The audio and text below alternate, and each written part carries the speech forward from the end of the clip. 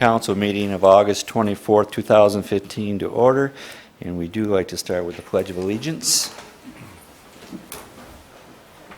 Pledge allegiance to the flag of the United States of America and to the republic for which it stands, one nation, under God, indivisible, with liberty and justice for all.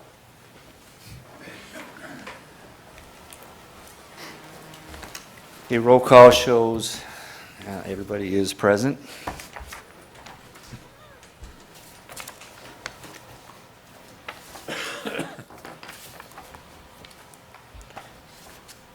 Approval of the minutes of August 10th. I've got a few I just given to Lisa. On page 2, toward the bottom, it says Harvey's comment was that cities are for people. It says cities are for cities. Page 3, that's a roll vote, and the roll should be in the document. And page 7, toward the about 3/4 of the way down, he further stated Northville has a formula used for parking, which depending on the kind of business, they have to supply so much parking, and if they're unable to, they pay into a fund that will support either existing, and then it should be added parking lots, or when they accrue enough need to build more lots. So just adding those words. That's all I had. I'll move the minutes as amended. I'll support. Further discussion? All in favor say aye. Aye. Opposed? Okay, normally we'd have approval of bills, but we don't have any tonight. So the approval of the agenda, we'll ask our city manager, any additions or deletions? No additions. You should have all gotten the addendum from on Friday. Move the agenda. I'll support. For discussion? Okay, all in favor say aye. Aye. Opposed? Public comment. At this time, anybody wishes to speak, you may do so. Come on up. Usually we say state your name and address, but you can say just down the hall if you want. I apologize. I guess my back is to you all. I apologize. I am Melissa Baker. I'm the new superintendent for South Lyon Community Schools. My purpose this evening is just to come and introduce myself. I do have a little letter for you, a business card. Please stop by and visit anytime. I hope that I can be a servant leader for you all as well. I'd also like to take this opportunity tonight to also thank Chief Collins and the first responders who helped us with our full-scale exercise last week at South Lyon High School. It was a challenging day, it was a difficult day, something we hope we never have to truly experience in our community, but it was great learning for everyone, and so we are very grateful for the community support, and again for those first responders and Chief Collins. I'd also like to say a special thank you to Lynn, who's been working on the Safe Schools, or Safe Route to Schools grant with us as well, and her leadership there too. So again, I'm right down the hall, and thank you for all of your leadership as well. Thank you. Thank you.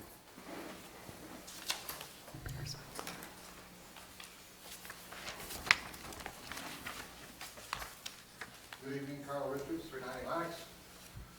Just short moments here. I want to give thanks to our DPW for the wonderful, wonderful job that they did on the curbing at the corner of McCaddy and Washington. In case any of you haven't seen it, it was quite complex, and it's absolutely, it's finished, started last week. I'm going to take pictures, 2 pictures, when it dries off a little bit more. It's absolutely fantastic. Also, in the CBD, a number of trees have been trimmed, because I hit them with a bicycle when I'm going through there, sometimes after dark, and those little branches have been trimmed off of there very nicely on some of the, most all of the little trees in the CBD. Okay, third item, the bike path on the north end of town, northeast end of town, okay? I was down there frequently, okay? And this time there was a new employee. I didn't know him. And his name's Ramon.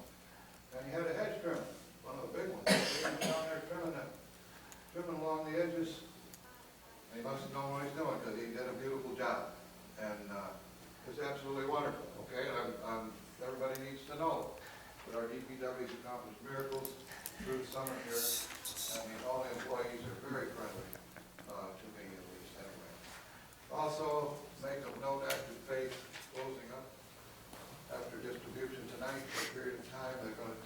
the park. And anybody wants to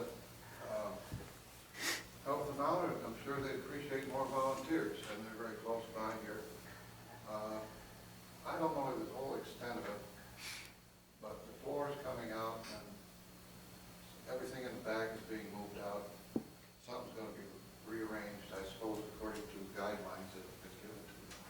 They don't tell me everything. Anyway, No. just letting you know that.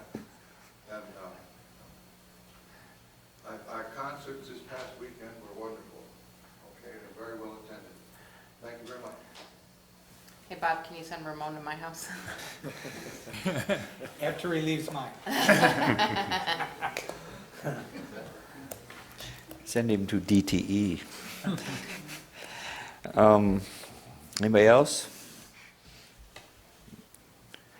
Okay, we can move on to our old business discussion item, option for Pontiac Trail. Mayor Wallace, you had asked for HRC to submit a resurfacing option for Pontiac Trail just for the areas that were affected by the water main project last year. You have in your packet the preliminary cost estimate from the engineers for that. That is a curb to curb from on Lafayette from McHattie for approximately 1,500 feet in length for $847,800. So I really think this is something that the council needs to consider in a work session along with all of the other streets as we prioritize and move forward with the streets, which is what I'm hoping we will do on our next item on the agenda, is set that work session date and make a decision at that point on whether we want to mill and resurface and make this a priority project. Well, I would hope by then you could approach Oakland County and see what they think about a 50-50 plan or something. Because it is their road.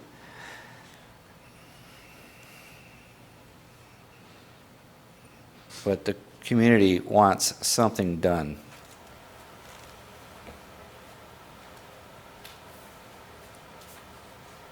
Now, obviously, I don't see it happening this year, but something's got to happen. It's just to spin off for a second, Bob. 9 Mile, where we had all that new pavement, is that you're aware where it is splitting. It's going to be really bad this winter if we don't do something with that. I know that we did something just at the entranceway to Centennial School, but we need to fill that with tar and throw some stone on top of it or something, and because that's going to freeze and break out and make it that much worse, and be a real shame for all the money spent on that road. Just a sidebar to, yeah. Okay, I agree with that. I mean, it's something that probably should be discussed at our group session. How soon are we looking? That would be up to the council to decide whether you want to do it on a weekday or a weekend. The Labor Day weekend is coming up on the 6th or the 7th, so we could do it this weekend, or we could do it a weekday. The Rec Authority is meeting this Wednesday, so that might not be the best day this week. Pretty long conversation. I gotta be honest, my Saturdays are pretty much tied up until the first week in November. I wouldn't pursue a weekend if we can help it. Okay. And I know that certain things have changed in the council as far as being able to make it in the evenings. I think it's more open now.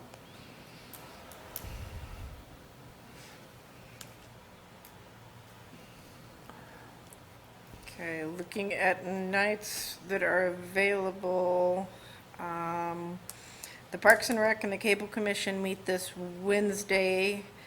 The Planning Commission meets this Thursday. We could.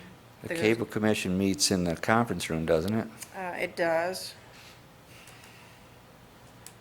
I mean, it's not to say we can't meet in Yeah, right. in a We could one do of a our conference too. rooms. Yeah, sure. Right.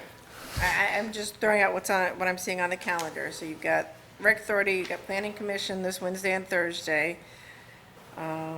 If you go into September, you've got Tuesday, the 1st, open with nothing on the city calendar. The Historical Commission on Wednesday, Cultural Arts Commission on Thursday. So it's up to the council members what day you all are available. How much information is HRC likely to provide for us to get tuned up so we're going into the meeting informed? I hope we're not going to try to Well, if it's glean thi- it on if the it- if it's fly. this week, they would not have as much time to provide you with as much information. If it's next week, they could provide you with far more information. Well, I'm good on the 1st or the 2nd. The 31st, 1st and 2nd, I'll be out of town for work. Okay.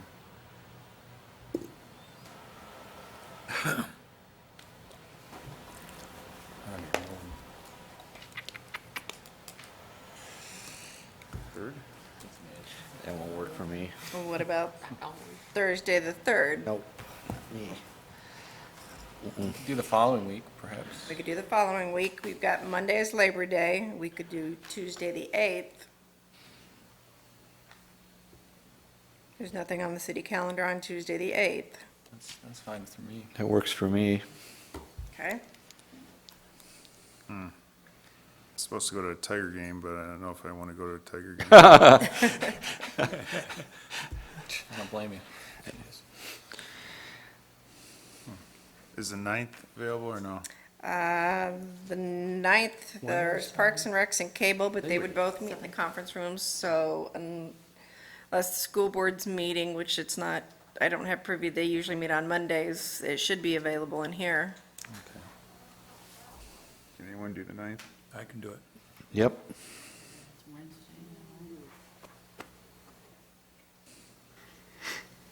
So Wednesday, the 9th? Sure. Sounds good. All right, 7:30, good? Or what 7 time? or Let's say 7:30? 7. 7's fine for me. 7, all right, I will let HRC know. And if they can't make it, oh well. I'm sure they will make it.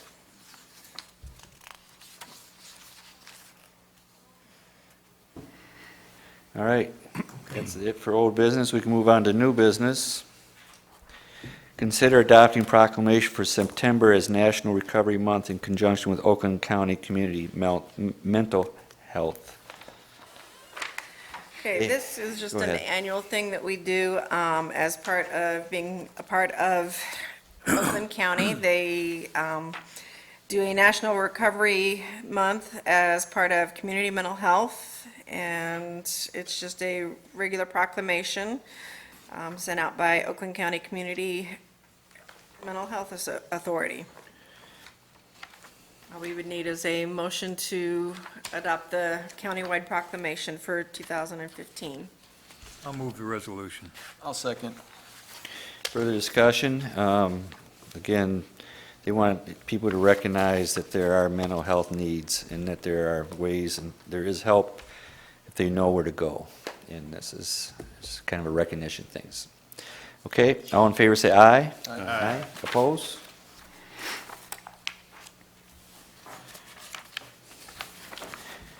Okay, consider adopting renewal of the Huron Valley Ambulance contract.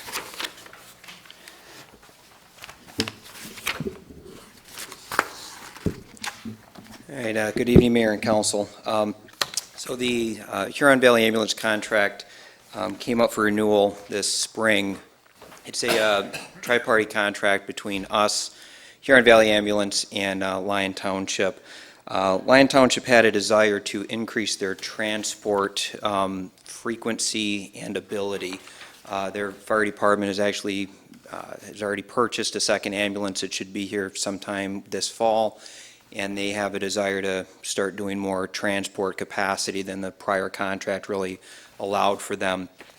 They served notice of termination of the contract to basically open it up through several meetings and negotiations, or more meetings between us, HVA, and Lyon Township.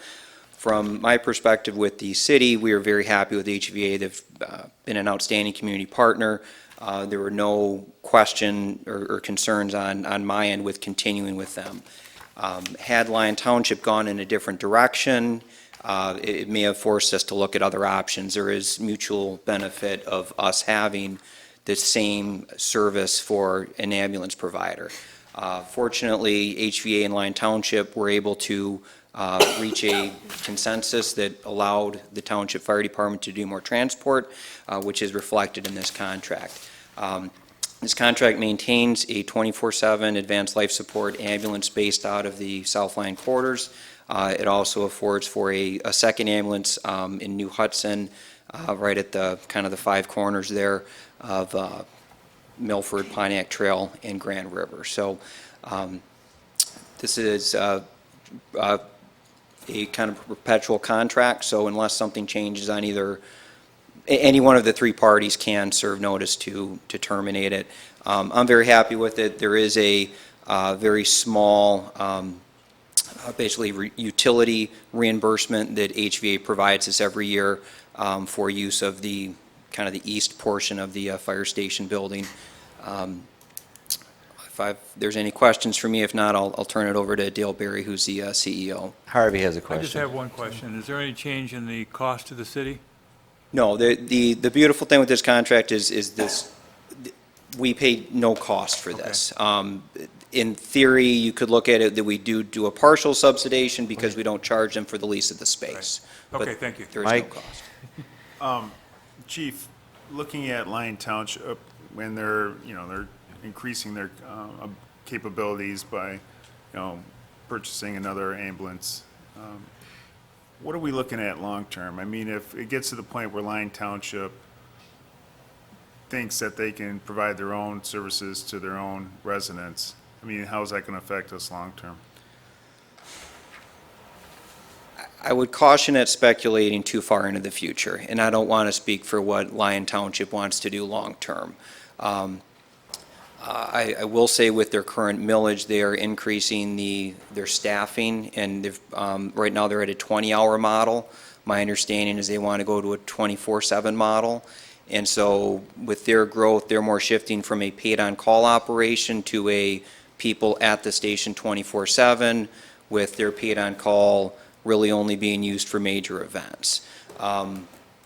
The model that we have is really the most cost-effective model that you can get for fire protection, and so it's not my intent for us to try to expand our shift coverage more than it currently is. The concern that I have is when you start doing ambulance transport, you take that staff out of the district. And so the nice thing about our two-tiered system right now is we're always in the district. So a lot of the times we arrive either in conjunction with HVA, sometimes they get there before us, but if they're out, we're always here. Where what potentially any fire department, including Lyon Township, if they start transporting a lot of patients and their ambulance is in Novi or in Ann Arbor, and then there's a fire, well, their staff's no longer in the district. And so, there's lots of considerations there. If they were to, their plan now is to just stick with basic life support. So for a cardiac arrest, major trauma, overdose, those sorts of things, they would still be utilizing Huron Valley Ambulance to take those critical patients. Abbey Senior Care, or Abbey Park Senior Care, it produces a significant call volume for them, and a lot of the acuity of their patients is not very high. So there's also a revenue stream for them that I think they're looking to realize with that. Well, the only reason I asked that question is because when you said if they had opted out completely and, you were going to be forced to look at other options, I mean, what other options were you looking at if that happened? So certainly we could have certainly still stayed with HVA. They cover the eastern side of Green Oak Township, and they have all of Washtenaw County. So our station actually is really strategic for them to do northern Salem and eastern Green Oak. So, and I had confirmation from Dale Berry very early on that had Lyon Township gone in a different direction, they weren't going to pull out. So that was a very nice assurance that we had from them. The concern is when you're on the outskirts, where that second ambulance is then coming from. Where right now, there's Wixom, there's Lyon Township, and there's us that are all covered by HVA, and they basically shuffle ambulances as calls come out. And so if there's a second call in the city, hopefully one of those other two is available. They move resources north from Washtenaw County. But when you then become the outlier, and then your ambulance leaves, where that second rig comes from becomes a tough question. And we would start looking at much more delayed response times. So if Lyon Township were to either A, go advanced life support at some point, which they haven't told me that's their plan, that's just, could they? Yes. I have no confirmation that that's their intent. Advanced life support would be the same level that Huron Valley Ambulance is at right now. I have not been told that's their current plan. Okay. So that's, I guess, option A. Option B could have been they could have gone with another private EMS service. There's several in southeast Michigan that they could have gone with instead of HVA. So it's one of those I would, we're very fortunate that we're able to come to a agreement on this, and I kind of want to enjoy it while we have it. If things change in the future, we'll kind of have to cross that bridge when we get there, because there's a lot of moving parts. Glenn, you have a question? Yeah, well, kind of on Mike's thing, is it, the reason they don't do the major issues is time intensity, or is it because of staff level or training level? It's training level, so basic life support is what we operate at right now. So both us and Lyon Township operate at an EMT level, an emergency medical technician level, which is considered basic life support. So there's some very basic drugs we can give pre-hospital, but we can't get into cardiac monitoring. We can do what's considered a esophageal airway, or a combi tube, but we can't get into advanced airways, we can't start IVs.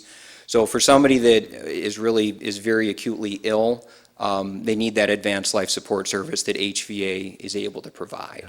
We have the founding fathers of HVA here, Dale Berry, who wants to Yep. step up and, Well, hold on now. well, he can answer questions too. Well, I know, but Mike can answer what. Well, I'm Mike's gonna not ask. having to leave, I just wanted to, Dale's waiting patiently. On, Oh, I'm fine. there's a Chief thing Kennedy's doing a great job. on page 4 here, it speaks to replacement of supplies. This is kind of menial, but I was just kind of surprised by it. Essentially, at the end of an event, do we sort of ballpark what kind of supplies have been used, and then we reimburse them? It says either after the event or on a weekly basis. That seemed kind of funny. No, so it works, it normally works out really well that basically as the patient's getting loaded in the back of the ambulance, we'll have some of our crew that will literally take from the ambulance one for one. If we used a nasal cannula which delivers oxygen, then we just swap one for one with them. So it's not back at the station that you end up making that, or?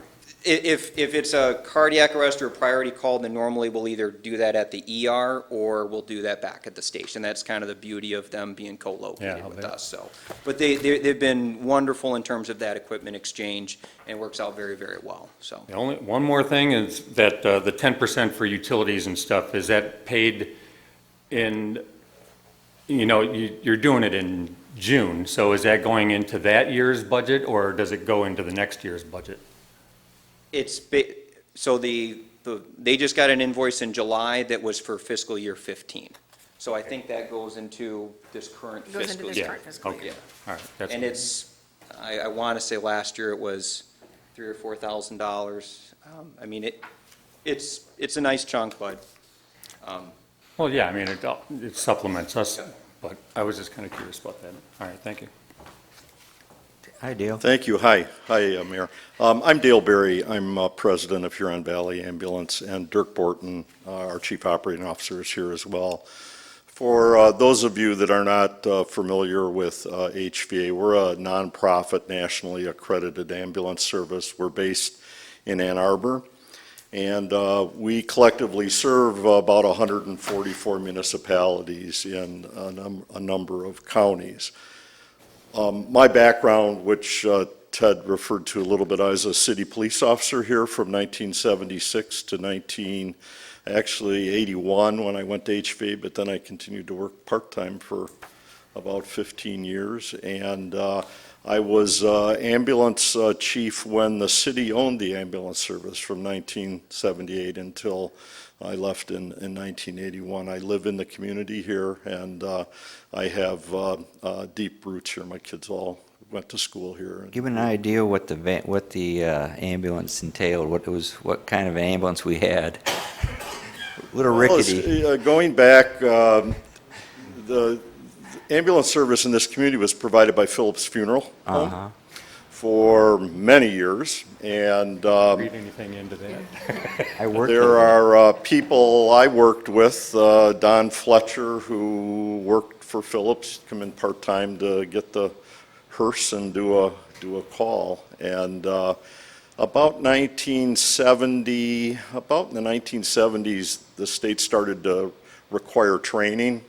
All the funeral homes in Michigan got out of the ambulance service almost instantly. And so the city took it over, and the fire department ran it for a few years, and then they split it into two groups. And when I came on board as a police officer in '76, there were two ambulances here, and Jack Renwick was the ambulance chief, and the city ran the ambulance service for the city in the four townships. And that went on. In '81, we turned on advanced life support with volunteer paramedics.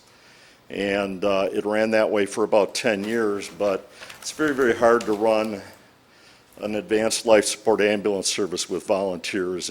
You get people with good intentions and it gets started, then it gets very hard to maintain. And so in 1990, amidst a real shortage of volunteers, the city contacted me, and HVA got together with the city, and we ended up taking the ambulance service over. So we've served the community, and we've had a contract with the city and the township since 1990. That's 25 years, and every once in a while we tune it up. We did talk with the township. Two things changed in the agreement, and it was pretty much left the same. The two things are the township wanted, now that they have a couple ambulances, they wanted a little flexibility so that if we were extremely busy and we were coming from a long ways away, they could load the patient in their basic ambulance and rush to the hospital. We don't have any problem at all with that. That's just smart. And the second thing we did is we agreed to improve ambulance to fire truck communications so that when we respond with the city fire department or the township fire department, our ambulances can talk to the firefighters.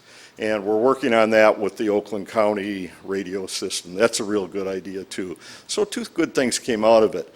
I think that the township, people get wishful thinking, but I think, Lanny Young has said many times we're not getting into the ambulance business routinely. And the fire chief at our last meeting said, boy, I don't think that will ever happen in my tenure here. Because it's very expensive to go advanced life support. It's very hard to do when you have a part-paid department. And the issue for us is fire departments are tax subsidized. The township has a millage. The city has a city millage that pays for the fire department. We don't have any millage. So when we're in a community, we have to do enough calls because we get our revenue from people's health insurance. And if we have to split calls with the municipality, we just can't afford to stay there. It's not fair to all the other communities we serve to kind of subsidize one area so that somebody can kind of do their own thing. So we talked all that through, and I think that everything's fine and very solid. The agreement goes before the township, I think, in their September meeting, maybe September 8th or 9th, whenever it is. And I think we're all set. In answer to your question, I told Chief Kennedy early on and city manager that if something goes wrong with that relationship, we'll continue to serve the city here. It's better for everybody, though, to have a bigger group of communities, because one of the reasons why we stay solvent and break even is we cross municipal boundaries all the time. If we have an ambulance pick up someone here in the city and go to Ann Arbor, we bring another ambulance here. We're crossing.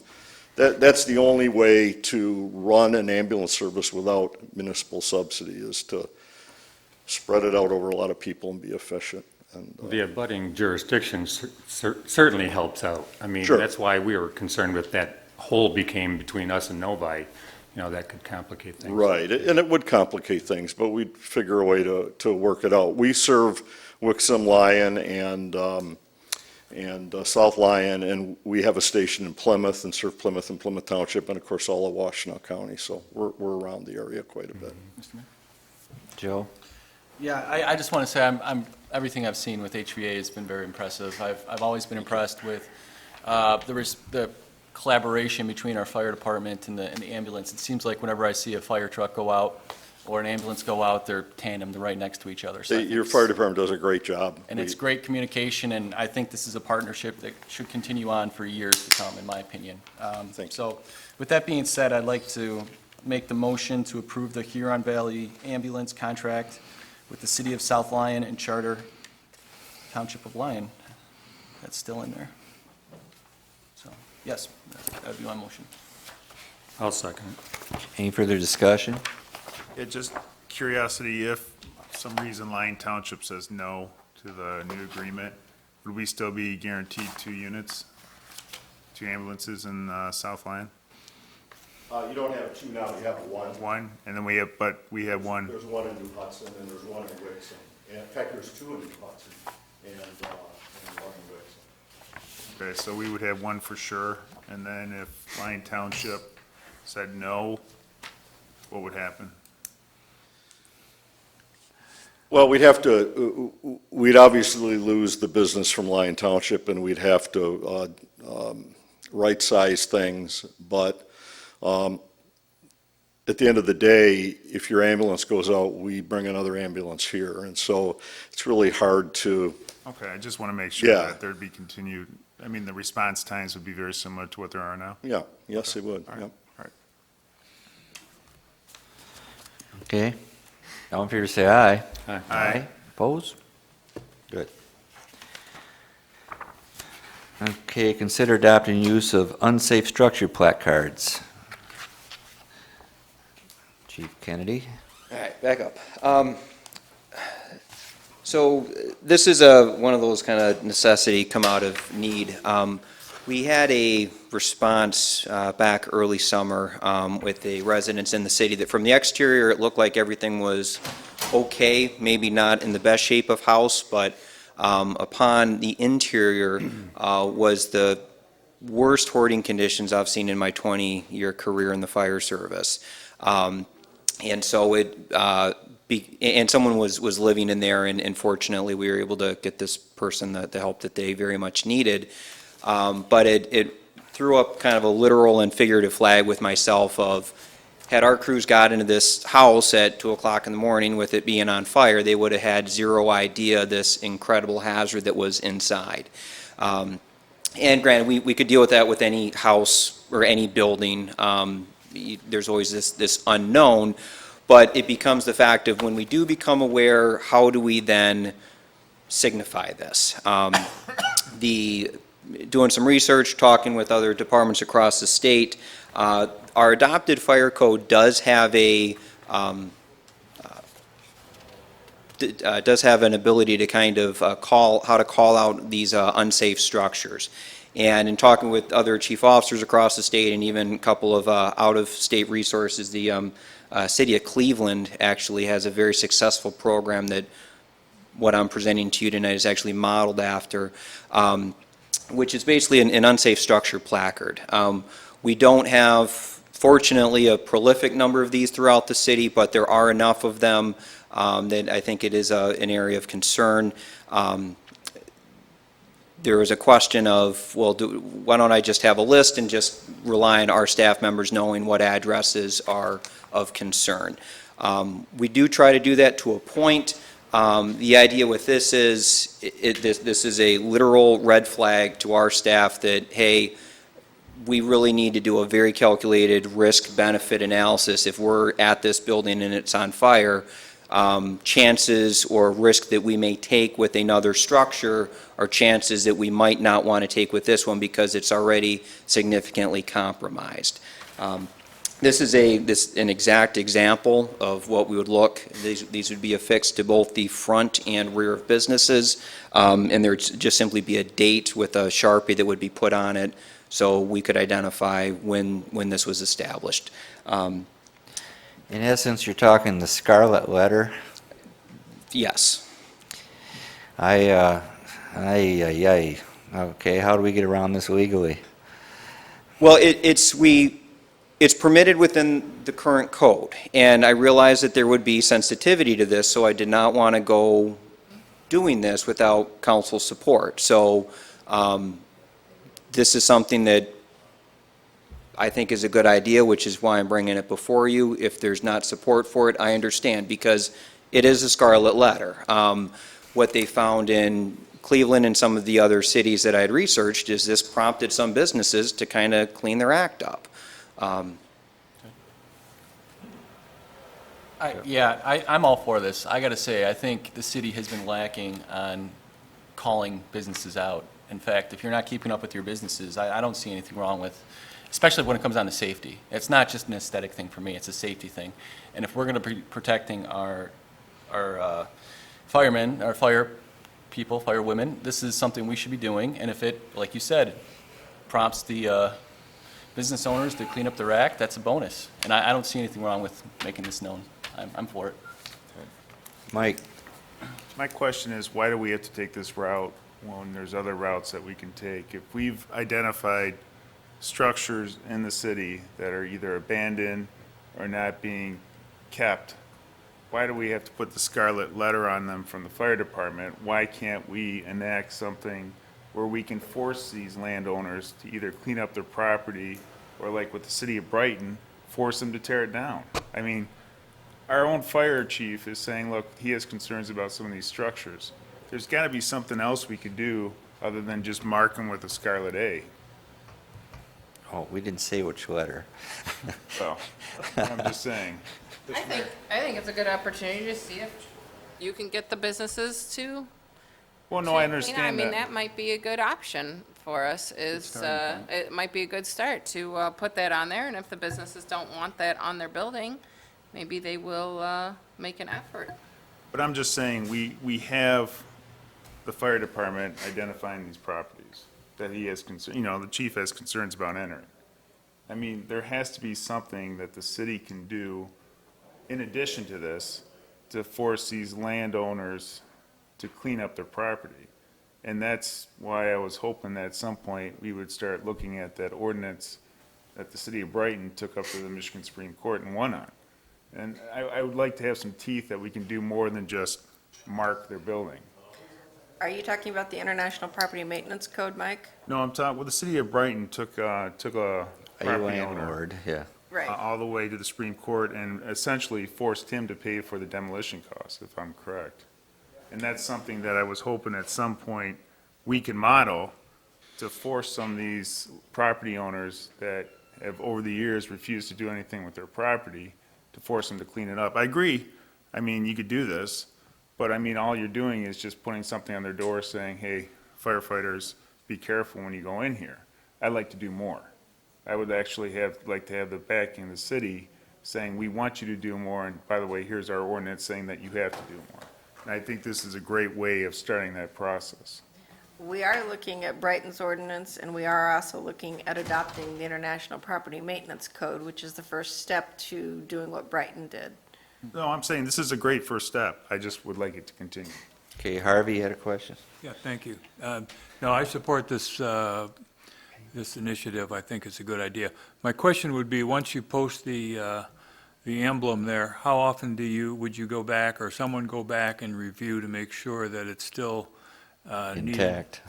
The goal would be annually, is that we would review, we would maintain a list, and then annually we would go and review them, so. Okay, thanks.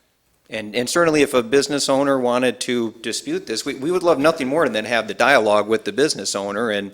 Clean it up, we'll come back and Yeah, take it away. I'd love nothing more than, I would love nothing more than to not have to do this. That would be wonderful. Yeah, So, I agree.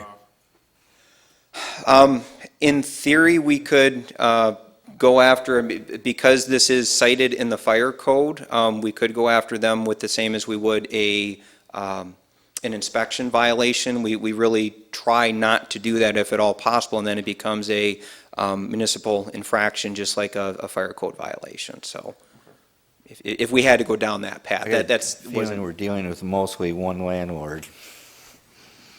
Well, There are residential properties that are listed here as well. Owned by the same landlord.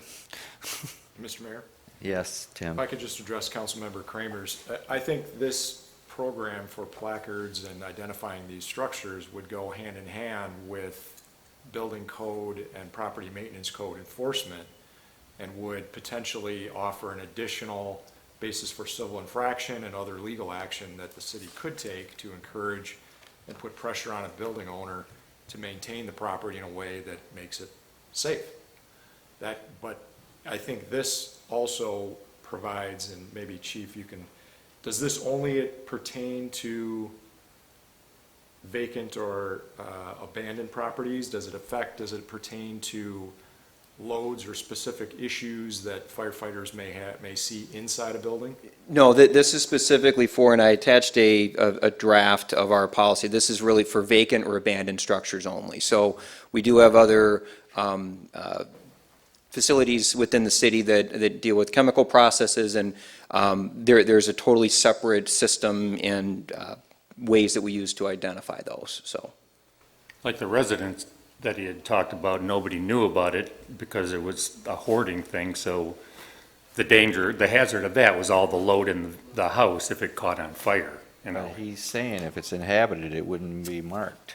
No, I know, then that's kind of what I'm getting at to Tim, that you wouldn't be able to recognize Mr. Mayor, whether it for was this, commercial or industrial. Had that house been marked, had that house still been livable, we would have still used this system. It so happens that occupant's not there anymore.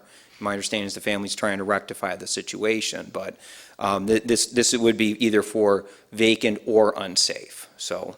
Okay. Also, Mr. Mayor, if I could just add the point, I believe if I understand, I haven't read the provision specifically, but I would think this provision of the fire code allows this authority to place it. It would provide a remedy of some sort administratively or legally. This placard would allow the fire department to identify these parcels if the city were to become embroiled in litigation and can't get or there's a period of time that it takes to get the property addressed in a fashion to make it safe. This placard then provides a service to the firefighters who have to go in and be first responders. Don't you have some kind of an assumption going on with some of these buildings, though? Because, I mean, one in particular, like the Artcraft building, have you guys been through it to be able to catalog the structural?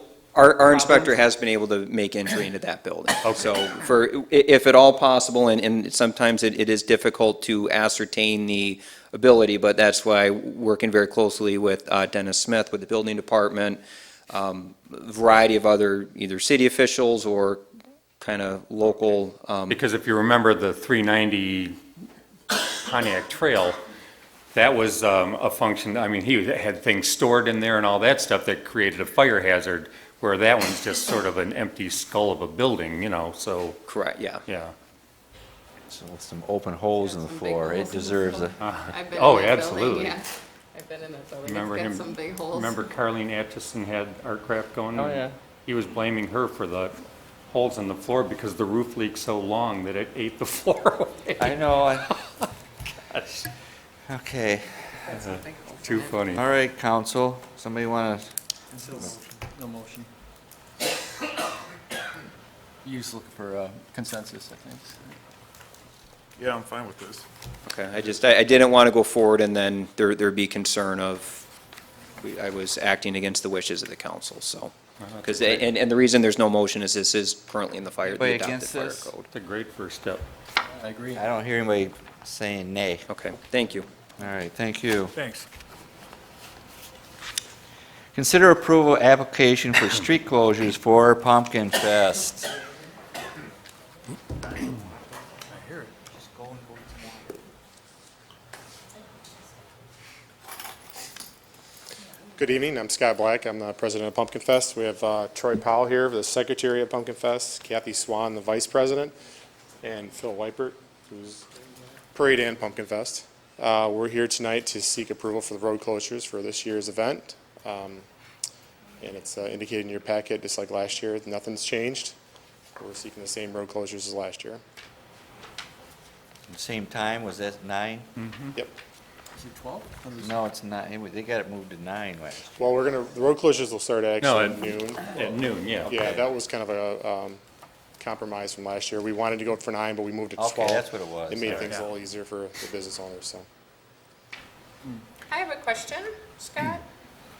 You have closing Well Street from Lake Street to Detroit Street on September 25th from 9 to 12. Yep. On another piece of paper, you have it from 7 to 12, and another piece of paper, you have it at 12. What actually is the time? I guess the reason I'm asking is because you have a sheet where you apparently went around and asked people. With one There's person. 3 people on the street, and I have a public email. Seriously? I mean, I don't care if you contact me or not. I mean, I would have signed it. But the thing is, my neighbors are gonna be asking me, and now I'm looking at 3 different times here. I mean, I have a public email. I am the easiest person on that street to reach. Okay. That was a little, when I opened up this and saw that, that made no effort to me. You have to have some, the one man on my street is a fireman. He might need to get out. You have to, at least, Well, let me tell you the backstory on that. So last year, when we were working with the fire chief and police chief, we had trucks coming in on Wall Street, and it started coming an issue of who's coming in, who's coming out, and blocking and things like that. So it was a recommendation last year for us to request using that street from Detroit to Liberty from 9 to 12. When that ends at 12, then the street's closed, so we open that back up so the traffic can be diverted. okay, because I have 3 different times here. So what time is it, so I can tell my neighbors? 9 to 12, 9 to 12 on Friday, the 25th, correct. okay? And if for some reason somebody's got to get out of their house at a different time, that will be helped? There will be Yes. people to help them get Yep. out? Yep. Okay. Like I said, I mean, my neighbors are going to ask me this, that's going to happen. We had a volunteer go around to see with the signatures on the downtown. I have a public email. I was easy to reach. I'm not going to Well, buy that. Aaron, this is a volunteer job, I and we're know, doing the best I'm we very can, easy and we to put a reach. lot of hours into this. And I could have helped. I could have went to the 2 neighbors and had it signed off. I could have helped. It was easy to reach me. Ted? Yes, Joe? No, I just want to say thank you. I'm looking forward to Pumpkin Fest, so very, very exciting for the city. Just curious, the ones for the sign-off that were closed, did you go back, or somebody from the committee go back to Yeah. them and try and maybe go 2 or 3 times to? I think twice was some got 3, but most of them were 2. Okay. 2 visits there. And which days did you go back, just out of curiosity? Sundays. I'm not sure what days it was. I know that was during the weeks. Because there's a lot of, I'm just looking at the list. Yeah, there's there are a of lot them more that than closed. typical. It just struck me as kind of funny, There's like too. 6, I don't know, I don't count them. I should have counted them, but there's at least 6 of them here, I think, that they say they're closed. I know Sweetwater and IGA, we know about that for Right. obvious reasons, but, okay, just curious. Did you get any resistance? My understanding is that the volunteer that went around, a couple people signed off as not interested, which Yeah. I asked, was that not interested I signing? didn't know what that meant. Yeah, exactly. So it could have meant a couple different things, and they didn't have an explanation, so. Huh. Some of them were people that I would have thought would have been interested, too. I was, Yeah, there was a couple that we have every year, and there Okay. was a couple new ones. yeah, huh. I'm sure it's still going to be a great time, so I don't have any misgivings about this. I make a motion that we approve the road closures as designated in the documents. I'll second. Further discussion? All in favor, say aye. Aye. Opposed? The 31st Pumpkin Fest is in the works. Oh, do you have any, what's the theme? We are doing, The Great Pumpkin, Charlie Brown. Oh, very fitting, thank you. yeah. But for the overall Pumpkin Fest, there is no theme. It's just the very first year. Excellent, thank you. And just to let you know, I am in support of it. But ask me, I can help. We have You a new know. volunteer for next year. That's perfect. I will help because I'm going to end Get her up a doing it. t-shirt. I'm going to end up doing it anyhow. My neighbors are going to be, asking me anyhow. So I am in support of it, and so are the neighbors. But it would just have been a nice to know ahead of time. Thanks. No, you're not done. No, more. You guys- There's Don't more go too coming. far. Great. Consider approval of parade application for Pumpkin Fest. This is Oh, just mine? Take it off, Phil. It's the same route as Phil Name, Wiper, what's your name, 135 sir? North Your Warren, name, South sir? Lyon, Phil Wiper. We're using the exact same route as last year. We're going to try to tweak, there's, some of the issues were down at Lyon Township in the setup in the subdivision, but we're going to try to do more signage, have more volunteers. Got one right there, works the driveways, but anyway, we're hoping to go as smooth as last year. We're going to have some more people on the route to keep it moving together because of the long parade. But hopefully it'll be as good as last year. Just hope for some good weather. Oh, better. I did want to ask you, though, the bus thing. I'm just not tracking what these people's misgiving with. The buses actually seem as though they would create less havoc for them because they're not individually having to be transported to the location. I don't know. The subdivision homeowner association said, we'll give you our blessing this year, but we don't want the buses coming in. And so my thought. What was their problem with them? Did they ever say? I think they were just congested in front of houses. So my thought on that, I'm going to try to work it out. I talked to Chief a little bit about it, is to see, contact the shopping center and see if we can put all the buses staged in between Dairy Queen and McDonald's, cone it all off and have the people debus there and join the parade. Okay. Because it's just at the very beginning. And that will keep a lot of traffic away from the front of that sub. Mm-hmm. So, but I'm hoping that'll work, so. Well, it If seems not, like a we'll figure reasonable something out. solution. We can't unload them in Pontiac Trail, so. Mhm.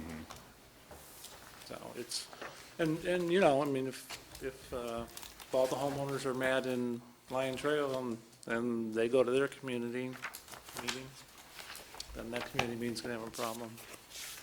Yeah, the Lyon Township Board said yes, Uh-huh. so, but they like to hear the homeowners association said yes to. Yeah, well, it makes sense. So that's where we're at.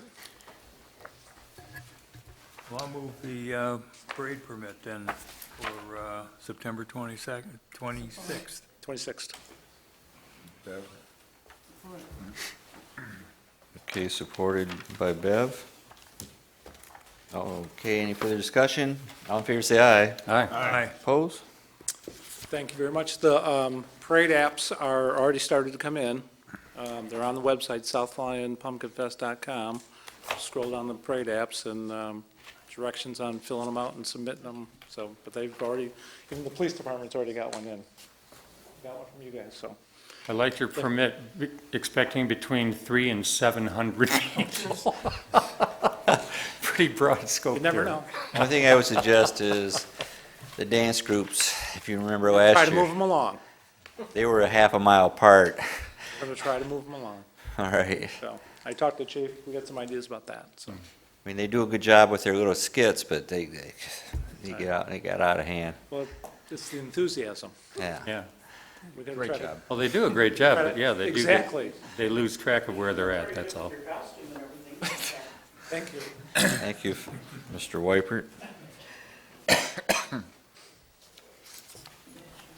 All right, now consider approval of the Pumpkin Fest Run.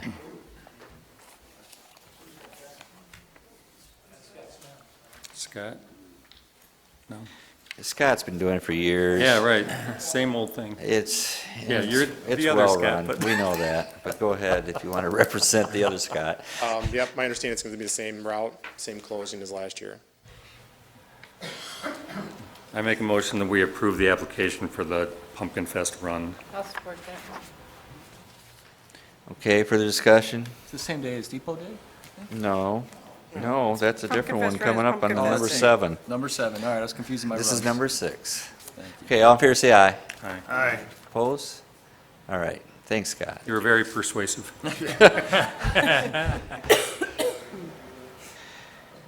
Now, number 7, consider the approval of the fall witches' hat. Yes? We do have a new fundraiser this year. Sunday, we'll be doing a fundraiser for Operation Ninja Soldiers, which was an organization started here in South Lyon, and the Michigan War Dog Memorial. So we'll be donating part of our proceeds from the beer tent to both those organizations. Okay? Thank Where you. is it? Where is it? On Sunday. Sunday. During The pumpkin. beer tent. Oh, during, okay, thank you. Hopefully that'll drum up a little bit more activity in there too, so, yeah, It's under- people that want to support those efforts, yeah. Thank you to the committee. Thanks for all you do. Thanks for your patience in there too. All right, number 7 on the 11 things that we're doing here. Number 7, consider approval of the Fall Witches Hat Run. And I'm presuming that's with the Depot Day. That's the same day, Mr. Mayor, as Depot Day.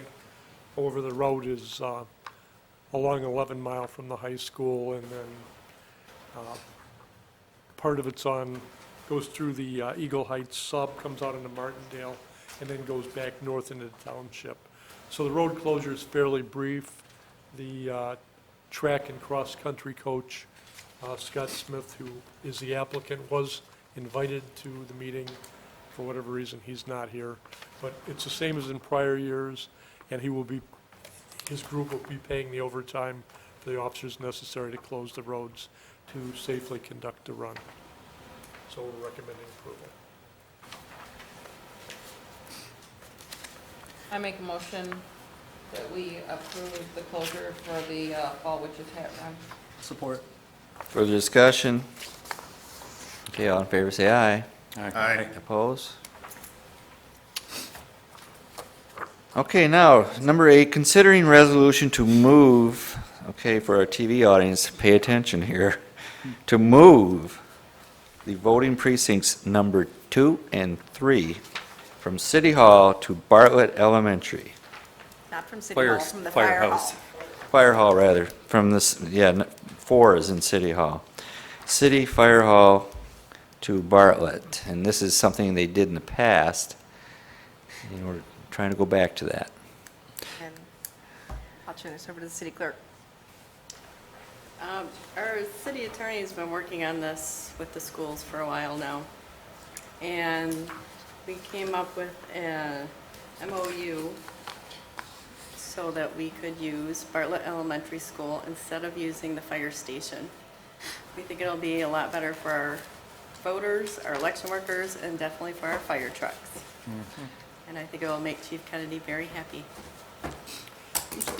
Mr. Mayor? Tim? So just as a technical matter, we have a proposed memorandum of understanding between the city and the school district to allow for that Bartlett School to be used as precinct 2 and number 3. And we also have a resolution for council to approve that relocation as well. And it's my understanding you have a copy of the memorandum of understanding, and this is a fancy way of saying it's an agreement, basically. But it does outline the purpose for doing it, the background on why we want to move it away from the fire hall. It outlines the district's requirements, what they're supposed to provide us, and it also provides what our responsibilities are with respect to operating the election and taking care of moving our things in and out, letting them know when we need to do that. And in addition, there's contact information in the event that something happens or the school is not open or unavailable. We have contact information, or if they need to know that, let us know that something's happening at the school, there's notice. And then there's also an indemnification and hold harmless provision. So the city will be indemnifying and holding the school district harmless for anything that arises out of the election activities at that school location, which should not be surprising. It's a reasonable request. Even the election result? No. And this is, so what we did is we made this a 5-year renewing agreement, and there's a right to terminate on 90 days' notice. The 90 days is a little bit short, but it's my understanding that under election law, that could be relocated upon 60 days' notice. So if this were terminated by the school district, you'd have roughly 30 days to relocate your precincts. Okay, I have a question for Lisa. Have you thought how you'd plot that out in the building itself? Would you do each end of the gymnasium, or would you have one in the gym and one in the cafeteria? Most likely we'll do the same setup we did at the fire hall, but in the gymnasium. We don't want to use the cafeteria because sometimes they still have school on election days. Yes. You know, unlike next year for the presidential election. I'm sure they're not going to have school that day. But I think it'll be better to have everybody in the one location. They're used to it. They're used to it being that way at the fire hall. We'll have precinct 2 on one end, precinct 3 on the other end. Okay.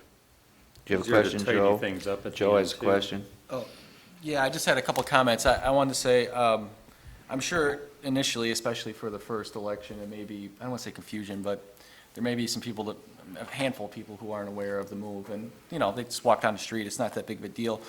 So I think this, but what I wanted to point out was, one of the things we haven't really gotten into is the details of why we're doing this, and this is one of the things that really makes it, that sold it for me, I guess you could say, is we have a list here. I'm not going to go through all of the items, but basically, just a couple items.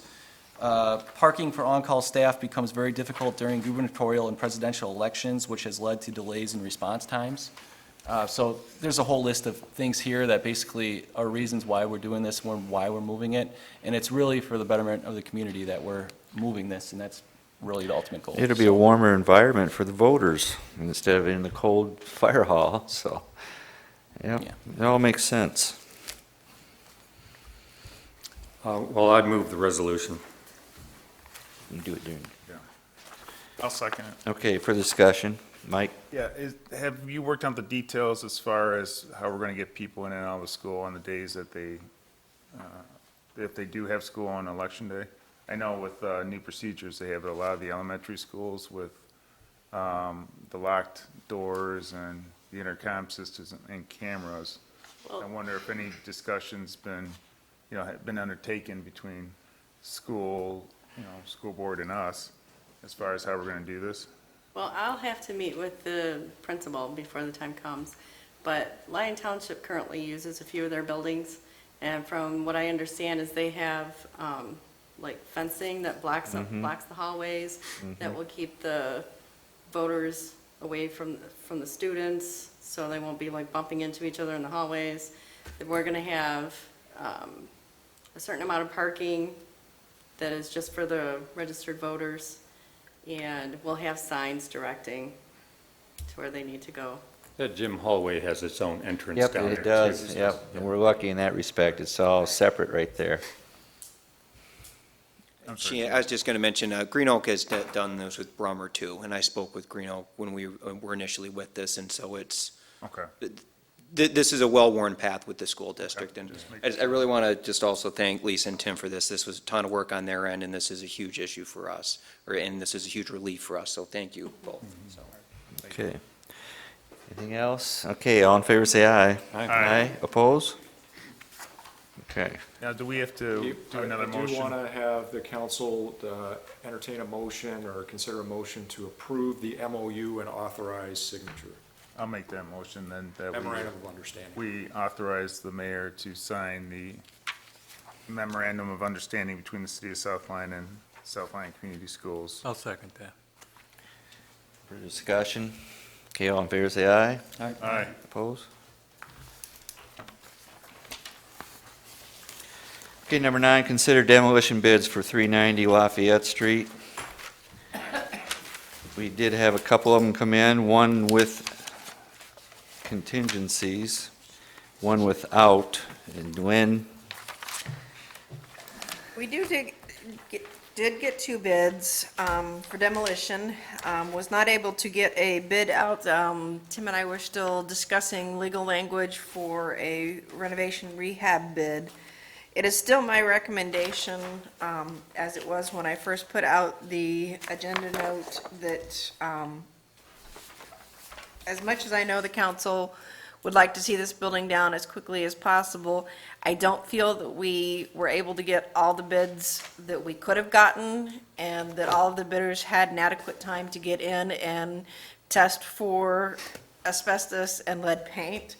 So, while we do have 2 bids, I can't guarantee that they are the best bids that the city is going to get for demolition. If you're going to go with one, I would go with the higher bidder because they were able to access the building and take asbestos samples.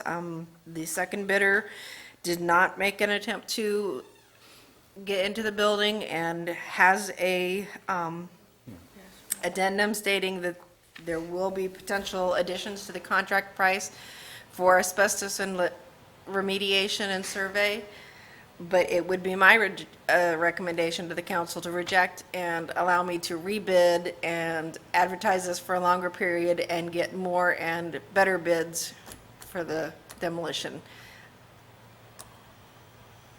Are you also looking at getting other information that I asked for at the last meeting? I am.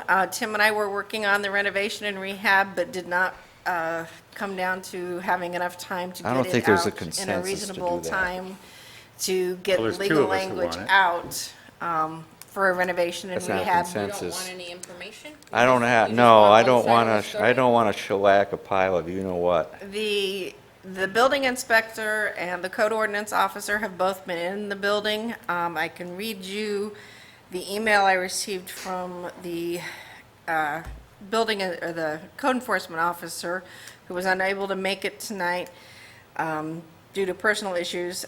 He says the ceiling and the wood trusses are currently rotting, and there is a stench in the building. He felt that after spending time in the building with the one salvage company, that he had to immediately go home and take a shower. That was his appraisal of the building as an ordinance officer.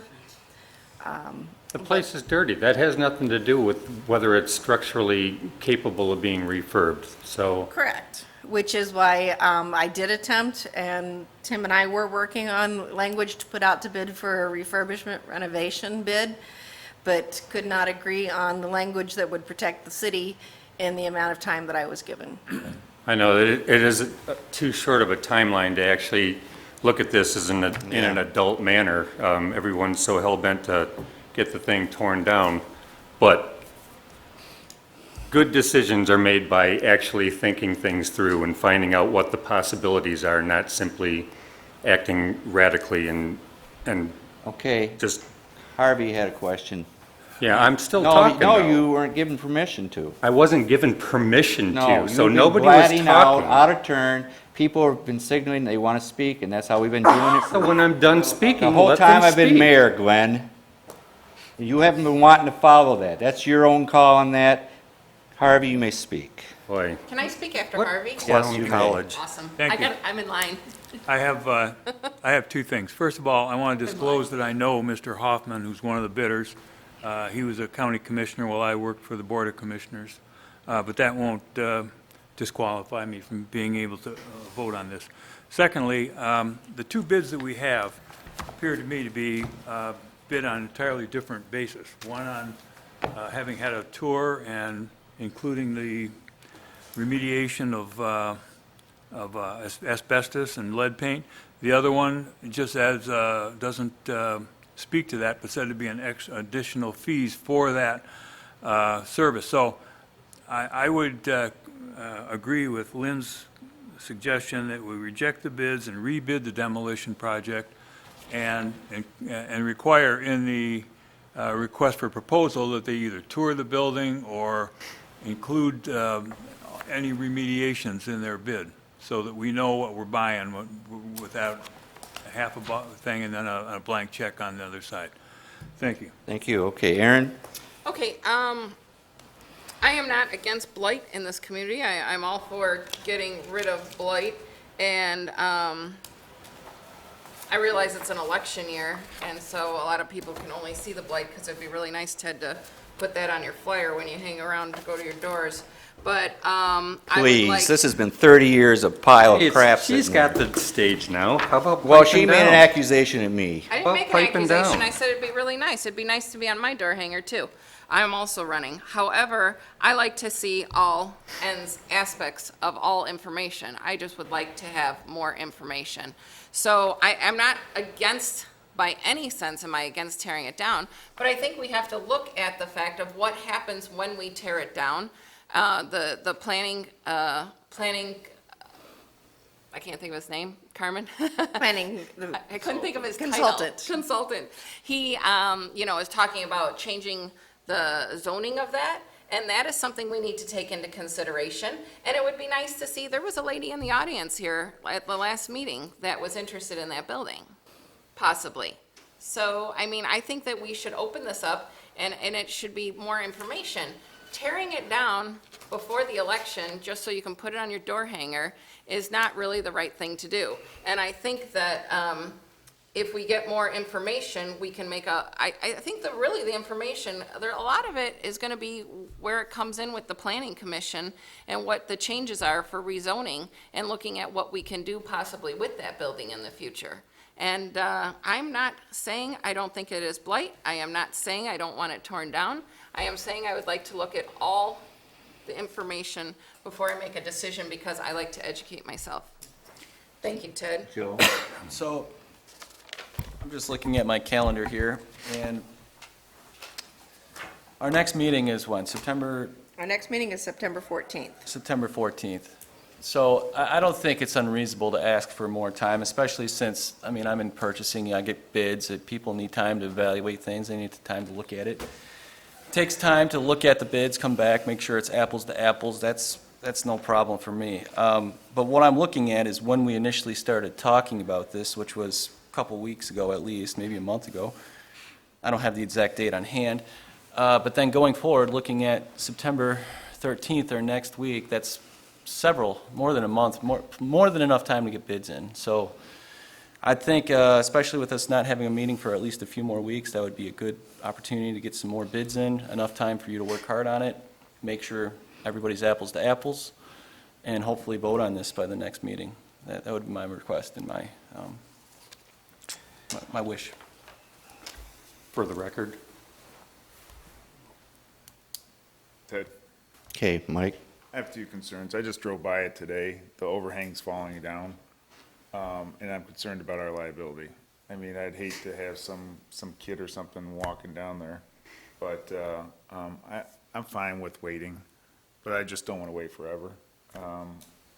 Heck, I'm even fine with Aaron's request to see, request for refurbishing the building, so we need to do something. It's just sitting there, it's falling apart, and I'm concerned about it. We need to take that zoning into consideration. Aaron, are you asking for a structural engineer to do a review of the building, or are you asking for actual bids? I'm looking if people want it as it is, and they want to put a reputable business in there, and they want to come and make an offer to keep it.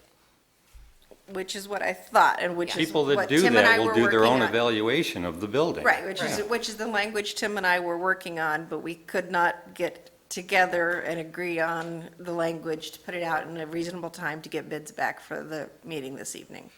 And that's fine. I just like it on the agenda when everything's together. Right, which is why I And I also, like that little bit of information from Carmine, too. yes, Okay. which is why I recommended the time frame of putting it off with sealed bids coming in on September 9th, with required tours being on the 1st, 2nd, and 3rd of September, and being on September 14th, and having both of those options being bid at the same time.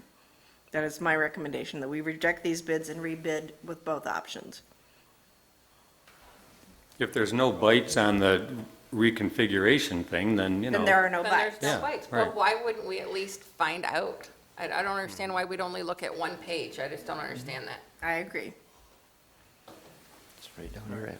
I'll make a motion then that we reject the bids that we have in hand and rebid the demolition project with probably more specifics, and also that we have used that time then to explore other options for that property. Is reject the right word? Because these people's bids can stay in the packet. Is No, that if we don't accept these bids as they are, we have to reject them. I'm wondering if we should split that in two resolutions. Because. Well, the one's conforming to what we're asking for. Is that all he does? He just rewrites it? They should be rejected. Okay, I just wanted to To know. close how that worked. process. just we reject them all and then- bids. Okay, Start the process. thanks. Let me amend the motion then. Ted suggests that I only move to reject the bids and rebuild the demolition project and leave the other alone. Because you can make a second bid for what you want. Second resolution. But we got to act on mine Yes, first. right, we need a We second have on to, this we one. have to act on the I just want them rejection. understanding what we're doing.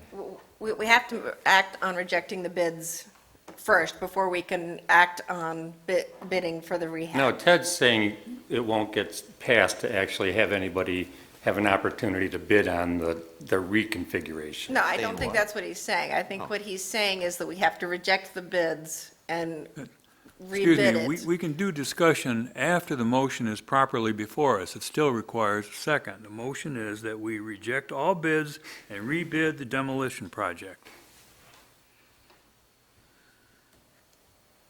Second.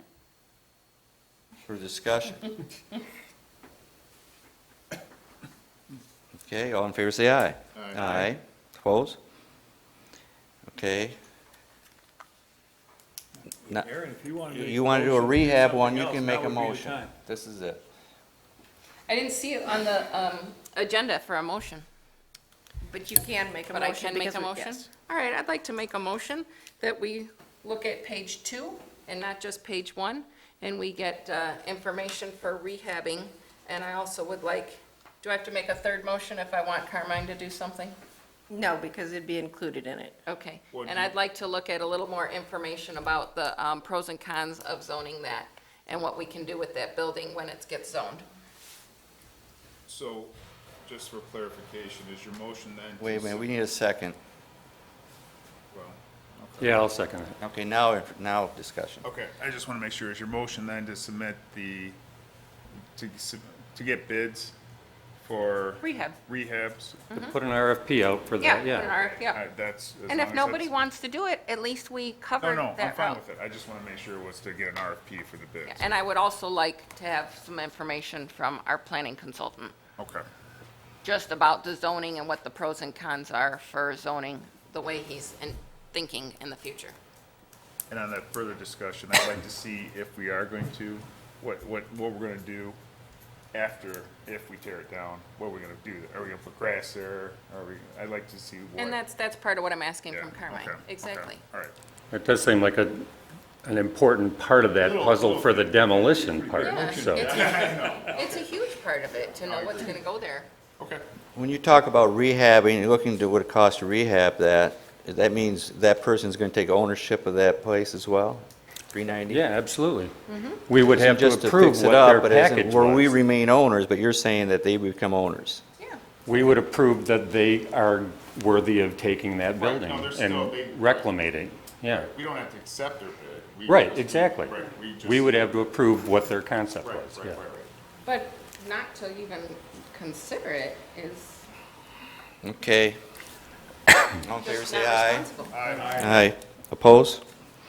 Okay. Number 10, consider resolution supporting reasonable and sustainable tree trimming practices, and that's, of course, is regarding to DTE and making sure that their contractors aren't running amok. This resolution is following the public meeting on August 19th and was at the request of Councilman Rizzi. DTE no longer calls their program the Ground to Sky program, so references to that has been taken out of the resolution. But otherwise, it is very similar to the resolution that was in the packet for the last council's meeting.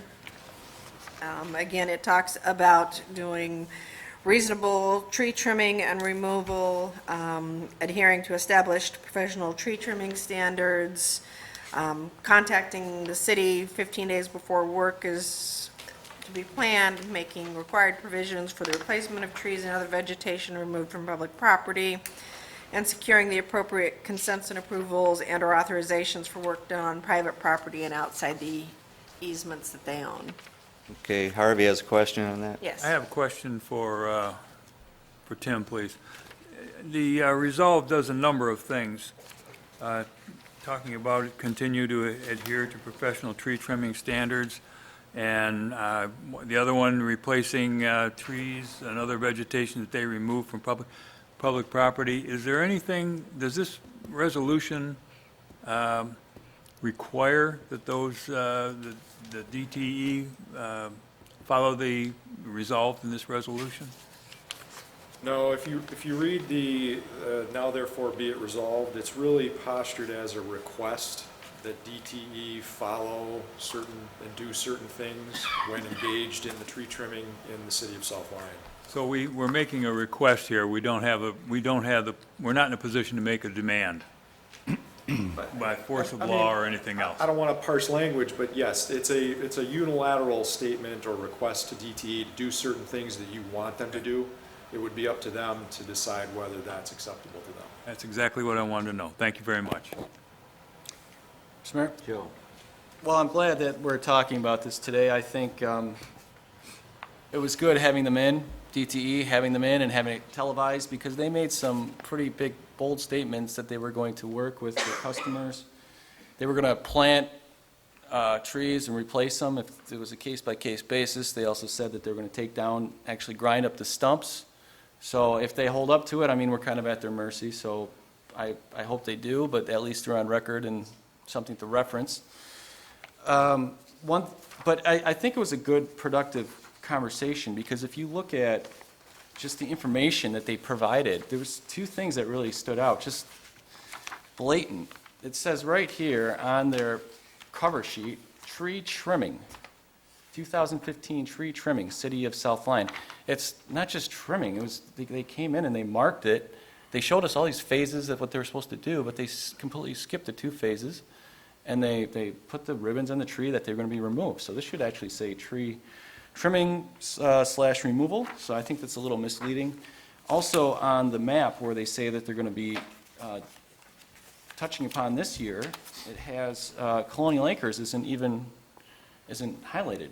And yeah, there was residents from Colonial Acres who said that they had their trees already, well, not their trees, but outside their community already marked. So there's just a lot of concern, and I think that passing this resolution will actually, even though it may be symbolic in a way, it shows that we're committed and we're serious about what's going on in our community, so. In reference to what you were discussing there, they did say that they were going to start the process over. Yeah. You remember that, so. And if we didn't say something, I don't know if they necessarily would have. Sorry. Oh, no, you're fine. Is part of the, we can't demand, is part of that with what, on relationship to what Harvey said, is that also the reasonable and sustainable? Because those two words are, reasonable to one person is reasonable to a different person. Is that kind of the Very same thing too? subjective, It's right. kind of like good faith, like, Yeah, I think you're trying to send them a message that you are paying attention, you want them to do the right things. You've outlined specifically certain things, but I think generally you want them to be doing it in an appropriate manner, and they've come and met with the community and they have some sense of what that might be, and I think they've indicated they will then address each property on a case-by-case basis. thank you. The only part that I'm seeing in here that really speaks to the city's responsibility is the stuff that regards the city's trees. I don't know why we're getting involved in people's private trees. Why do we have to be given notice so that someone can have their private trees trimmed? I don't know why we're a part of that whole discussion. Well, I'd like to make the motion to approve the resolution supporting reasonable and sustainable tree trimming practices. I'll second it. Go ahead, Bev. Bev supports. Okay, further discussion. It doesn't empower us with anything. It's a message, you know, so, I mean, it's kind of benign. Yeah, I have a comment. And Glenn, no, I respect what you're saying. I know it is, in most instances, it is a private property issue. But when I heard about this, it was almost like, I felt as if, when they got the notice on 7/20, that they were going to be coming in 3 days and taking down the trees, and then I find out that the city knew about this in June, and they actually approached the city, I kind of felt like, well, yeah, okay, it's homeowners, but we represent the homeowners, and we're there to protect them. So we need to, maybe it's symbolic, but we need to do what we can in our power to I at thought least that the way send the a thing message. rolled out was just perfect, though. Absolutely, yeah. I mean, the citizens created a scenario where their ire was apparent, We ended up intervening because the system had gotten completely out of control and arrested them back into performing the way that they said they were going to do it. Right. So this resolution doesn't either amplify or take away that ability to have that same thing take place, so. Okay, anything else? Okay, all in favor say aye. Aye. Opposed? Okay. Discussion item, how to resolve the continued use of residential streets through Eagle Heights subdivision by heavy truck traffic. I have one quick question right now. Is there a sign saying no construction traffic at the entranceways down there at the other side of the sub? I don't believe there is. Would that be something that perhaps the I'd have to have. owners of the project should be doing? You have a traffic control order that you could do for that kind of stuff? We do have a traffic control order in effect and a sign properly displayed from the south end of the project on North Mill Street. It says no vehicles with over 10,000 pounds gross vehicle weight. The discussion and thinking, if there, and I want to stop short of saying reluctance, but the thought process for not yet having a traffic control order for traffic coming from the north end is there are numerous entrances, both off Martindale and 11 Mile. We would have to do a traffic control order for every single entrance and obtain and post signs on every possible route to get in from the north end. We were referring to attack the problem by doing commercial vehicle inspections of offending large commercial vehicles. One or two of those would get the message out to most of the subcontractors. Those seem to be the ones that make the most sense, the large vehicles. You don't want a transit mix truck driving through town, but if you had that same sign, that traffic control order at the end on 11 Mile and at Mill Street there, those guys are in business. They're not going to look for some sneaky route to weave their way through those other side streets that come in off of Martindale. You know, they're going to come from either 11 Mile or 10 Mile to get up and do their thing and then get on with their business.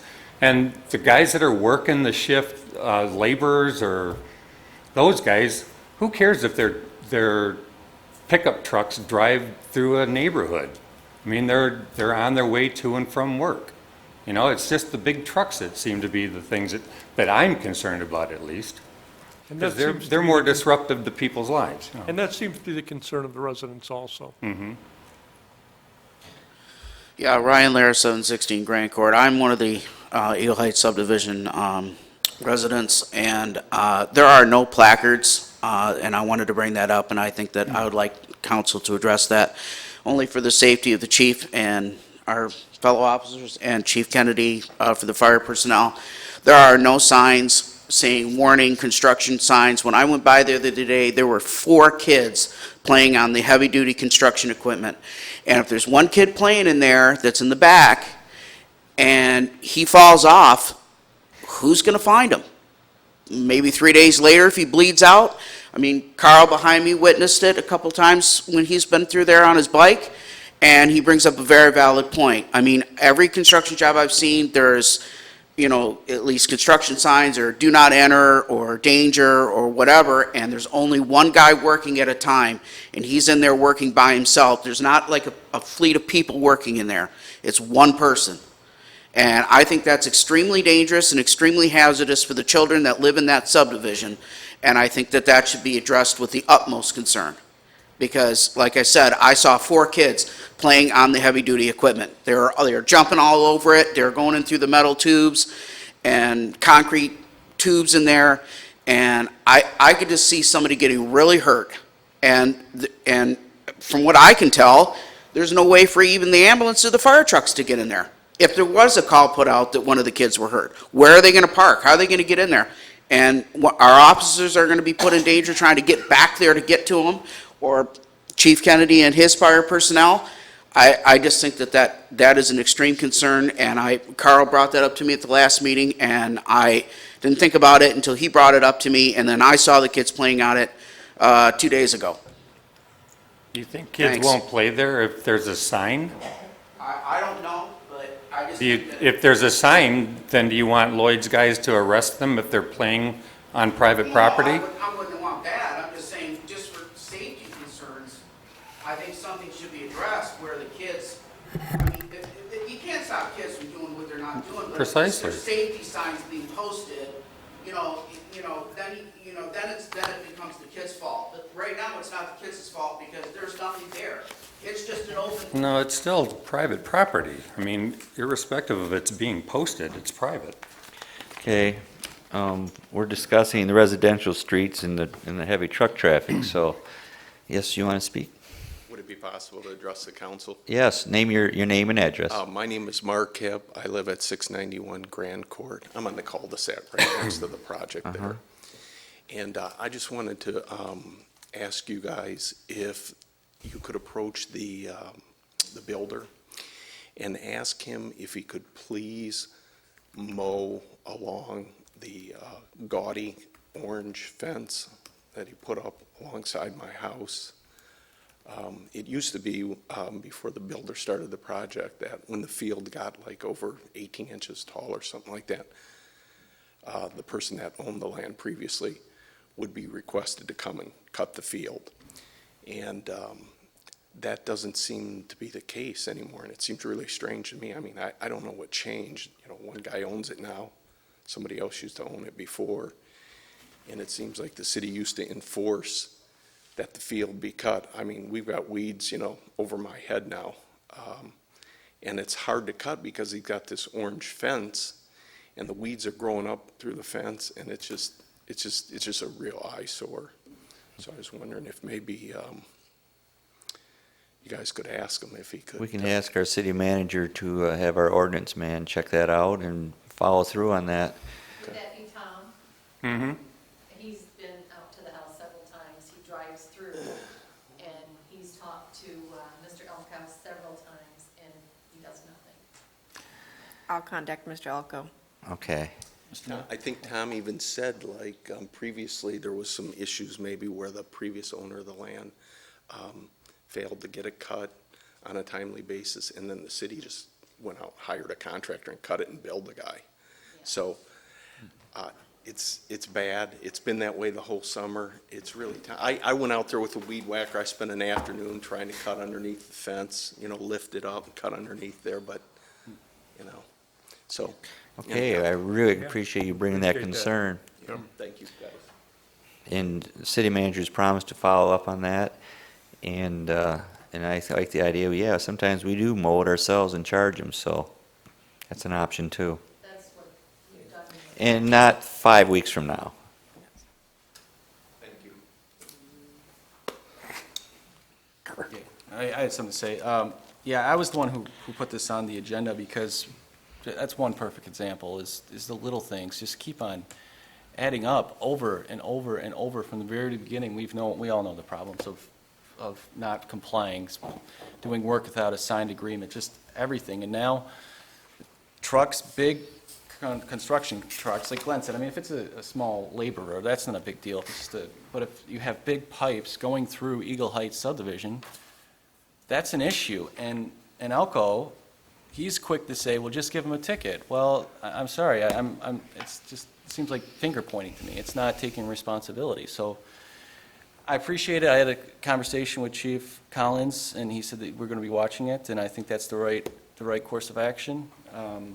So I just wanted this to be known, because it seems like this is a trend that keeps on happening, little things here and there and there, and it's just, the residents are getting very upset about it, so. So you think you have the ability to enforce something like that because of the weight rule? Well, safety stuff, yeah. Well, again, and it's been addressed, whatever we're going to enforce, we have to catch them. Mhm. So the residents that are making the observations need to be calling the police department at the time of the violation. The one photo I saw of the flatbed with the cement pipe on it was actually parked along the north side of Kestrel Ridge at North Mill, facing in an easterly direction, to me, which would indicate that that particular truck probably did come up Mill Street. North Mill Street like he should have. So at this point, I'm not sure how many large trucks hauling materials have actually come in from the north. And I don't want that to be interpreted as any reluctance to take appropriate enforcement action. But we have to catch people actually violating a law or a traffic control order that is in existence. They need to call the police department, not 911. That right? That's Well, not how they the call you. business number would be preferable. I'm not Yeah. sure it's a 911 Right, emergency. I just want to make sure you don't just. You want to put it give out there. that number again for the audience? It's just the main business number, 248-437-1773. During business hours, that'll be answered by South Lyon Police clerical staff. After business hours, that transfers automatically to our dispatch, which is located at Novi Police Department. So it still goes through as a non-emergency thing instead of using up 911. One additional comment, if I may. So Lynn, when you have that conversation about the grass, if you could just remind him to maybe speak to his construction people. And in a perfect world, okay, Paul Elko would not be saying, okay, call the police. Just call the police. You know, he should be the one calling these construction companies, getting on the phone with the owners, and saying, hey, can you make sure that you guys are being respectful? But that's not happening, and I know I'm a realist, but that's why I think it's public awareness, and we need to bring this to the forefront, so. Thank Just one more comment, just to elaborate what the chief said. The picture you got with the tubes on the truck, he did come up North Mill, but when he loaded the tubes from the heavy equipment onto the truck bed, he went through Kessel Ridge and came out by the Eagle Heights sign and went on to 11 Mile. So he did come up North Mill. So he did follow proper procedure there, but then he drove through the subdivision, went around the corner on Kessel Ridge and went out and turned on to 11 Mile.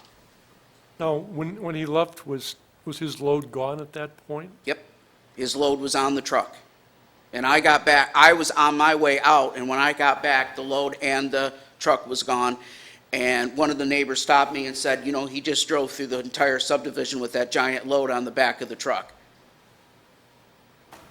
So he's using North Mill and exiting and going towards 11 Mile, and then exits off of 11 Mile.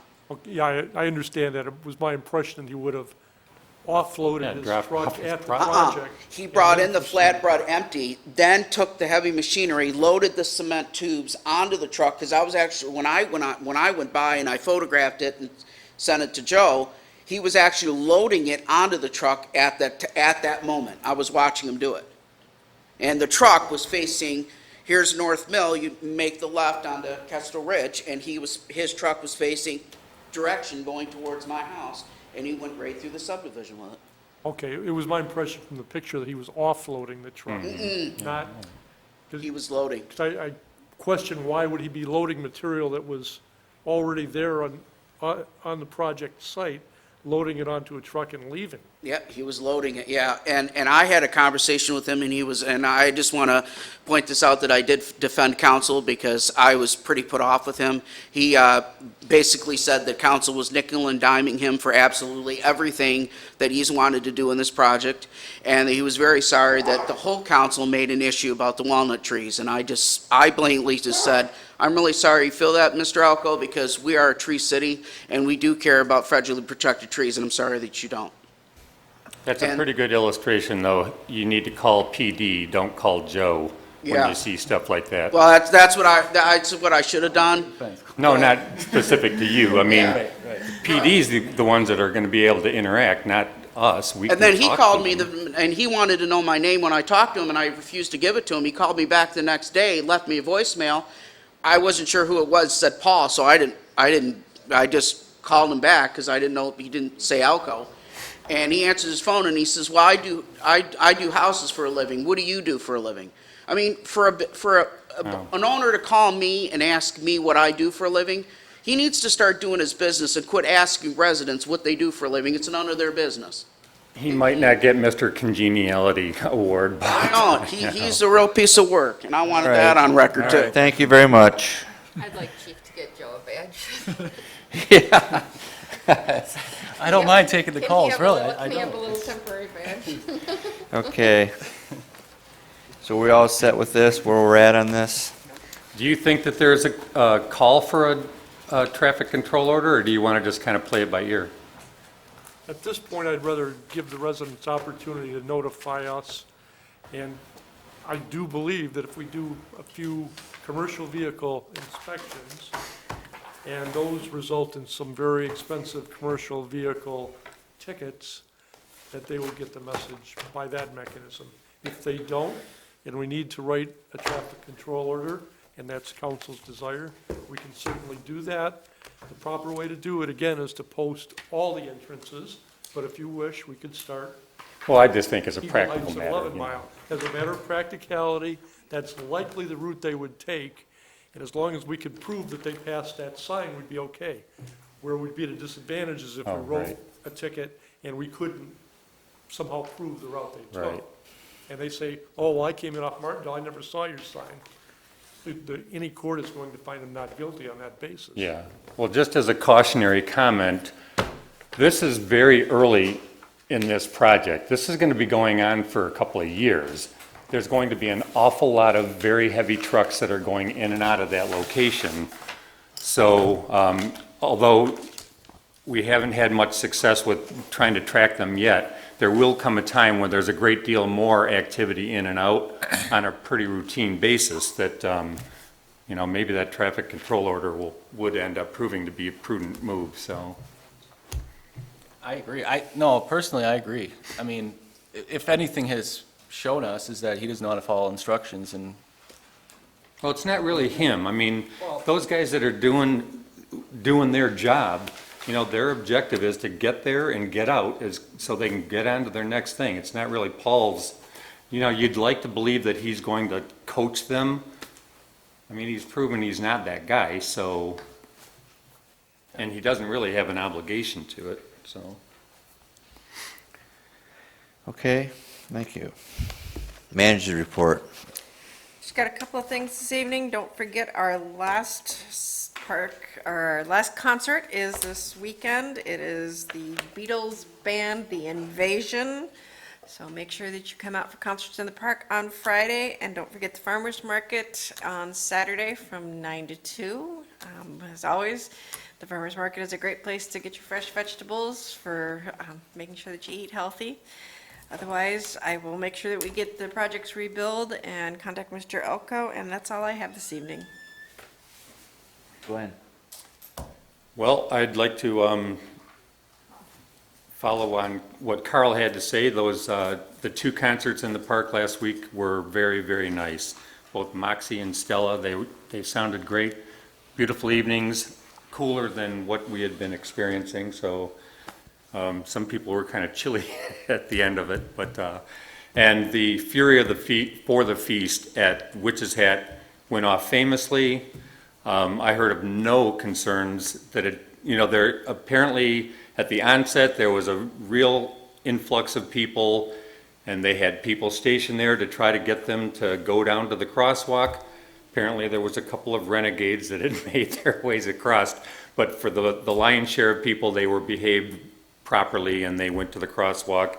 Later on in the evening when traffic had subsided, I know that I had crossed right there myself, but there was huge windows of gaps in the traffic at that time. But really well attended. They were able to bring in a great deal of canned goods and generate revenue for Gleaners Food Bank, and saw some really good music. So that was a great event.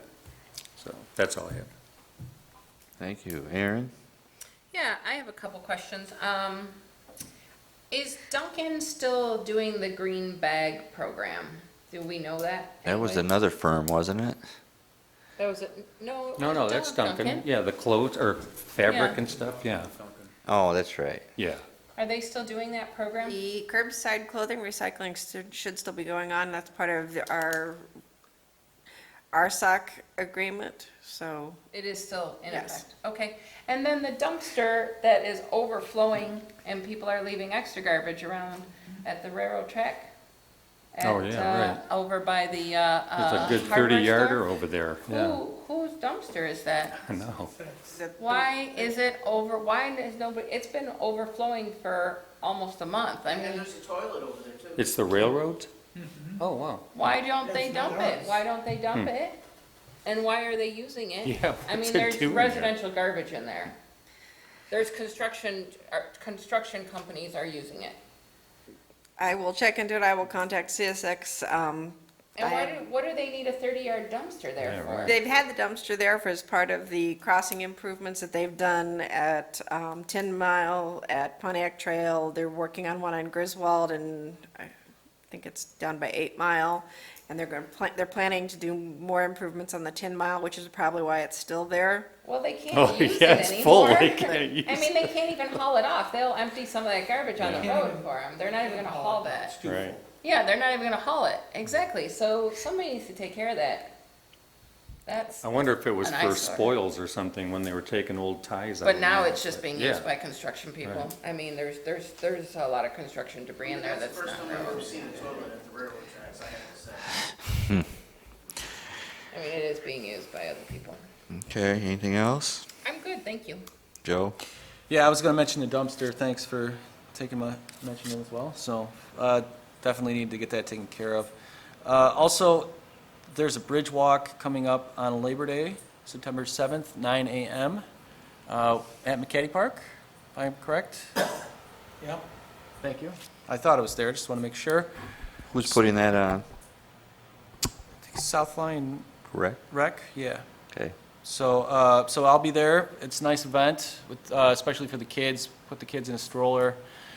I don't know exactly how far it is. That's probably a mile or 2 miles. Well, you can walk to 11 Mile over to the bike path and back. Right. Probably 3. Yeah. Is it still heading down to 9 Mile around that way too? Well, isn't it a 5K? There's two, you can do the five. You can do, Used to have 2 loops. yeah, I thought they you normally could do the walk one, down. I've done it before. We walked all the way past the high school, across 11. well, that's if you take the full route. Yeah. You So, take the little route, it's like through the middle school. Of course, our bridge is the one over the Raging Yerkes. I was going to say it is a small bridge, but Weather permitting. yeah, constitutes a bridge walks nevertheless. Also, I was going to make some observations about theory for the feast. There was people from all over. I was standing in line, and I just asked the people, I said, where are you from? And they said, oh, Clarkston. And then there was another couple from Royal Oak, and everybody it seemed you speak to was from different cities, but of course, South Lyon, but a lot of positive exposure for South That's a Lyon. destination location. It They've- is. They've And really got a great reputation. So people came in, and they got a great exposure for South Lyon. On that point, though, people all over, I didn't see any parking issues. It seemed like, for the most part, people were respecting the Alexander's parking lot and the Methodist Church parking lot. In fact, Witch's Hat sent an email earlier that day to all of their members, encouraging them not to use those lots. There's plenty of room. And then last, wanted to point out, there was some question if they were going to be supporting a local South Lyon charity, and they did. Blessings in a backpack, and, did I say that? Yeah, blessings in a backpack, tongue-tied. So in addition to supporting Gleaners, they also supported a local charity. So I thought that was great. Thank you. Thank you. Harvey? I'm good, thank you. Mike? I'm good. Bev? Okay. And we talked about Pumpkin Fest events coming up here, and this is a great opportunity for these groups to remember you can join in, and they said the theme was Charlie and the Great Pumpkin. Certainly would like to see you folks in the parade. With your floats and so forth, we do put on a great parade here now. And so, asking all to join in. All right, I'd like to call for an adjournment. I move we adjourn. Second. Okay, all in favor, say aye. Aye. Opposed? That ends this meeting of approximately 1 hour and 50 minutes.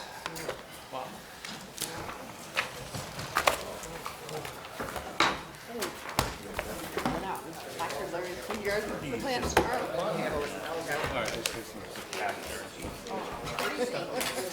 As usual.